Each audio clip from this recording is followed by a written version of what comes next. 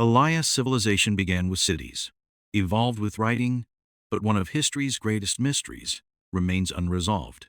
Ancient Egypt, the pharaohs, immortality. The Egyptians wanted to exist beyond death. How did they try to achieve it? Egypt, Orion, attempted to accomplish one of humanity's greatest dreams, immortality. But was immortality simply preserving a body? Or was it about ensuring that a name and an entire civilization lived on forever? The Egyptians made a pact with nature itself. The Nile River, the heart of their civilization, the source of life. Every year, it flooded its surroundings, bringing fertile soil. This predictability gave the Egyptians an advantage. Food production became controllable, and control led to the birth of one of history's greatest civilizations. But Egypt wasn't just about crops and cities, Orion.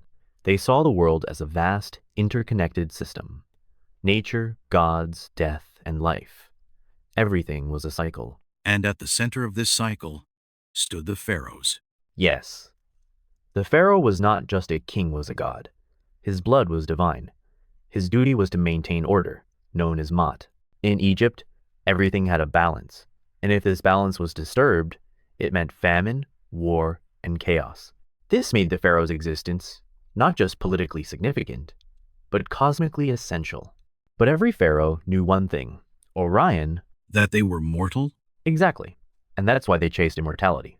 But their concept of immortality wasn't what we imagine today. To the Egyptians, death wasn't an end, it was a beginning. When a pharaoh died, their body was mummified, because if the body decayed, the soul would die as well. But if it was preserved, the pharaoh could continue existing beyond death. But simply preserving the body wasn't enough, was it? Of course not. For a pharaoh to truly achieve immortality, his name had to live on. That's why writing was the key to eternity. The hieroglyphs carved into temple walls and tombs were meant to eternalize the pharaoh's name. The Egyptians believed if a name is forgotten, that person is truly dead. That's why Orion. The pyramids weren't just tombs. They were defiance against time itself. Yes, but constructing them required an immense effort. How did Egypt manage to build such colossal structures? Power, Orion. True power isn't just held through armies, but through belief. The Egyptians knew that the pyramids weren't just made of stone, they were made of faith. And when people believe in an idea, they can achieve the impossible. But here's the most fascinating thing: Orion. The pharaohs built the first pyramids, but when they lost their divinity, the pyramids stopped being built. Why? What happened? As long as the pharaohs could maintain their power, civilization flourished. But over time, the people lost faith in their ruler's divinity. At first, pyramids were symbols of strength, but then they became targets for tomb robbers. When people saw what was inside, they realized that pharaohs like everyone else decayed. Eventually, kings stopped building pyramids and instead began constructing hidden tombs, because even death was no longer safe. And this Orion was the beginning of Egypt's greatest transformation. So, in their pursuit of immortality, the pharaohs sealed their own fate? In a way, yes.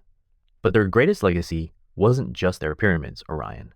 Their true legacy was their writing. The hieroglyphs? Yes. Egypt saw writing not just as a record of knowledge, but as a guarantee of eternity. Without writing, Orion, we would know nothing about Egypt today. But can writing truly make a civilization immortal?